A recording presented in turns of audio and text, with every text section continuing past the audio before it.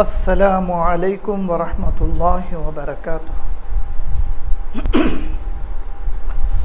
نحمده ونصلی علی رسولہ الکریم وعلی آلہ واصحابہ واہل بیتہ اجمعین، اما بعد فاعوذ باللہ من الشیطان الرجیم، بسم اللہ الرحمن الرحیم۔ سبحان الذي أسرى بعبده ليلا من المسجد الحرام إلى المسجد الأقصى الذي باركنا حوله لنريه من آياتنا إنه هو السميع البصير۔ آمنت بالله، صدق الله العظيم۔ محترم و معزز سامعین و حاضرین، میں نے جو آیت کریمہ کی تلاوت فرمائی، یہ آیت کریمہ سورہ بنی اسرائیل کی پہلی آیت کریمہ ہے، اور یہیں سے 15واں پارہ شروع ہے۔ 15ویں پارے کی پہلی آیت کریمہ ابتدا ہے یہ۔ اس آیت پاک میں معراج النبی صلی اللہ علیہ وسلم کا ذکر مبارک ہے۔ پہلے یہ آیت پاک کے معنی سماعت فرمائیں، انشاءاللہ اس کے بعد اس آیت پاک کی مختصر سی تشریح ہوگی۔ سبحان الذی اسری بعبدہ، پاک ہے وہ ذات جو اپنے بندے محمد صلی اللہ علیہ وسلم کو لے گئی رات کے تھوڑے سے حصے میں، مسجد حرام سے لے کر مسجد اقصیٰ تک، الذی بارکنا حولہ، ہم نے اس کے ارد گرد کو بابرکت بنا دیا ہے، یعنی مسجد اقصیٰ کے اطراف و اکناف کو اللہ تعالیٰ نے بابرکت بنا دیا ہے، لنریہ من آیاتنا، تاکہ ہم اپنی قدرت کی نشانیاں دکھائیں، آیات بینات دکھائیں۔ معراج النبی صلی اللہ علیہ وسلم کا مقصد کو اللہ تعالیٰ بیان فرما رہے ہیں۔ ہمیں معراج اس لیے کرا رہے ہیں تاکہ ہماری آیات بینات، ہماری قدرت کی نشانیاں بتائیں۔ انہ هو السمیع البصیر، بے شک اللہ تعالیٰ سننے والے ہیں اور دیکھنے والے ہیں۔ یہ آیت پاک کا ترجمہ ہوا، اس کی مختصر سی تشریح سماعت فرمائیں۔ اس آیت پاک کی ابتدا ہے سبحان۔ سبحان اللہ کی صفت ہے، اس کے معنی ہیں پاک۔ علامہ سید محمود آلوسی رحمۃ اللہ علیہ، جو عظیم مفسرین میں شمار ہوتے ہیں، ان کی تفسیر ہے تفسیر روح المعانی میں، اس آیت پاک کی وضاحت میں حدیث پاک بیان فرماتے ہیں۔ ان طلحہ رضی اللہ تعالی عنہ، حضرت ابو طلحہ رضی اللہ تعالیٰ عنہ صحابی رسول سے روایت ہے، آپ فرماتے ہیں کہ سألت رسول اللہ صلی اللہ علیہ وسلم ان تفسیر سبحان اللہ۔ حضرت طلحہ رضی اللہ تعالیٰ عنہ فرماتے ہیں کہ میں نے حضور اکرم نور مجسم صلی اللہ علیہ وسلم سے پوچھا سبحان اللہ کی تفسیر کے بارے میں، تو فقال، حضور صلی اللہ علیہ وسلم فرمائے، تنزیہ اللہ عن کل شیء، ہر سو سے، ہر برائی سے، ہر کمزوری سے اللہ تعالیٰ پاک ہے۔ تو سبحان کے معنی یہی ہیں کہ اللہ تعالیٰ ہر عیب سے پاک ہیں، ہر کمزوری سے پاک ہیں، ہر کمی سے پاک ہیں، ہر نقص سے پاک ہیں۔ اللہ کی ذات میں کسی بھی قسم کی نہ کمزوری ہے نہ عیب ہے۔ تو غور کرنے کی بات یہ ہے کہ اللہ تعالیٰ اس آیت پاک کی ابتدا سبحان سے اس لیے فرمائے ہیں کہ اس کے بعد جس چیز کا ذکر آنے والا ہے وہ بہت اہم ذکر ہے، وہ بہت ہی عظیم الشان ذکر ہے، اس لیے اللہ تعالیٰ اپنی سبحانیت کا ذکر فرما رہے ہیں کہ آئندہ جو بیان ہونے والا ہے اس میں کسی قسم کا شک و شبہ کسی کو بھی نہ ہو۔ اگر کسی کے دل میں کچھ شک شبہ ہونے کا اندیشہ بھی ہو تو اللہ کی سبحانیت کو یاد کر لینا کہ اللہ پاک ہے، اس کے لیے کوئی چیز ناممکن نہیں ہے۔ اللہ ہر چیز پر طاقت رکھتے ہیں، قدرت رکھتے ہیں، کمال رکھتے ہیں، اختیار رکھتے ہیں، وہ ہر چیز کے مالک ہیں۔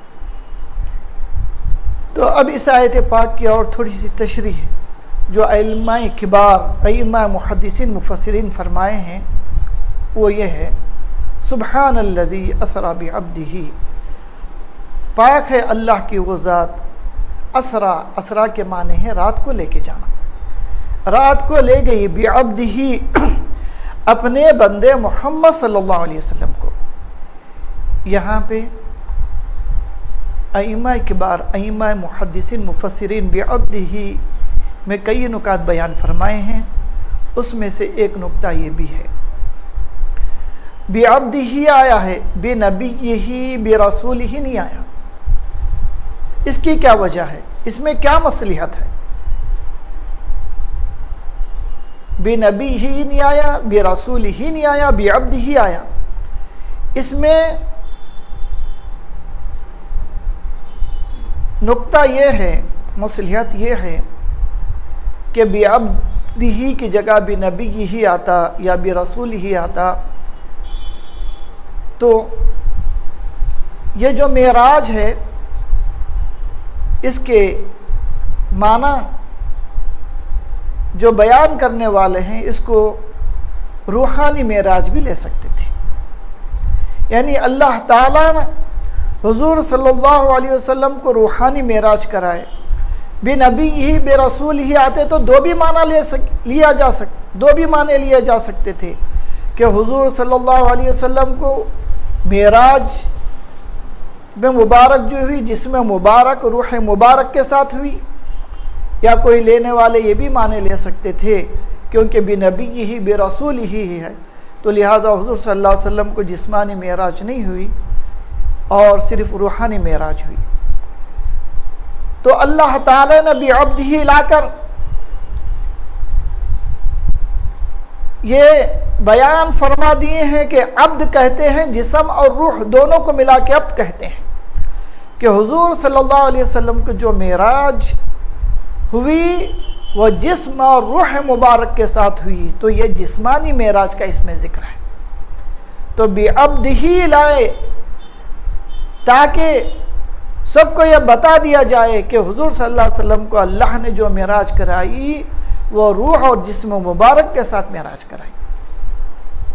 اور دوسرے نکات بھی ہیں، ایک اس میں سے ایک نکتہ ہے، سبحان الذی اسری بعبدہ لیلا، یہ لیل کے معنی ہے رات، اسرا کے معنی ہے رات کو لے کے جانا۔ جب اسرا میں رات کا ذکر آ ہی گیا تو پھر لیلن کا کیا مقصد ہے؟ تو لیلن کا مقصد یہ ہے، لیلن پہ جو لام پہ جو تنوین ہے وہ تقلیل یعنی کمی کے لیے ہے، یعنی اللہ تعالیٰ کی وہ قدرت ہے، اللہ تعالیٰ حضور صلی اللہ علیہ وسلم کو کائنات کے ذرے ذرے کی جو ہے نا، اللہ تعالیٰ نے حضور صلی اللہ علیہ وسلم کو اطمینان سکون کے ساتھ دیدار کرائے ہیں۔ اللہ تعالیٰ حضور صلی اللہ علیہ وسلم کے کائنات کے ذرے ذرے کی اطمینان جلد بازی میں نہیں، جلدی میں نہیں، حضور صلی اللہ علیہ وسلم بڑے اطمینان سکون سے ساری کائنات کا مشاہدہ فرمائیں۔ کتنی دیر میں؟ رات کے کچھ ہی حصے میں، لیلا۔ یہ خدا کی قدرت ہے، یہ عقل سے سمجھ میں آنے والی بات نہیں ہے، اللہ کی قدرت پہ یقین رکھنا، ماننا ہے۔ سبحان الذی اسری بعبدہ لیلا من المسجد الحرام الی المسجد الاقصی، تو اللہ کی ذات وہ پاک ذات ہے جس نے اپنے بندے محمد صلی اللہ علیہ وسلم کو جسم مبارک کے ساتھ معراج کرائی، رات میں کچھ ہی حصے میں مسجد حرام سے مسجد اقصی تک۔ اس آیت پاک میں جو معراج مبارک کا ذکر ہے مسجد حرام سے مسجد اقصی تک ہے، اور مسجد اقصی کے بعد کا جو معراج کا ذکر ہے کئی صحیح احادیث میں ہے، اور اللہ تعالیٰ سے ملاقات اللہ کی بارگاہ میں حاضری کا، کلام کا، دیدار کا جو ذکر ہے وہ 27ویں پارے سورہ نجم میں ہے۔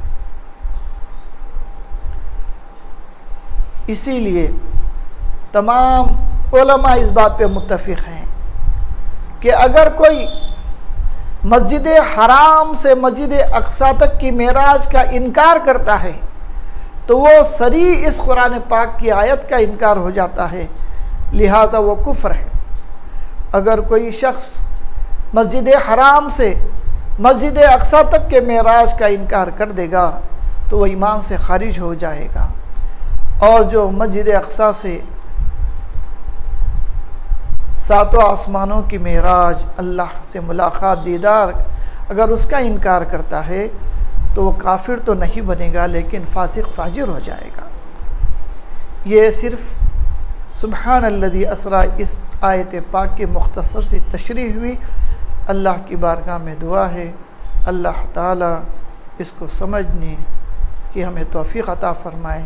آمین بجاہ سید المرسلین والحمد للہ رب العالمین۔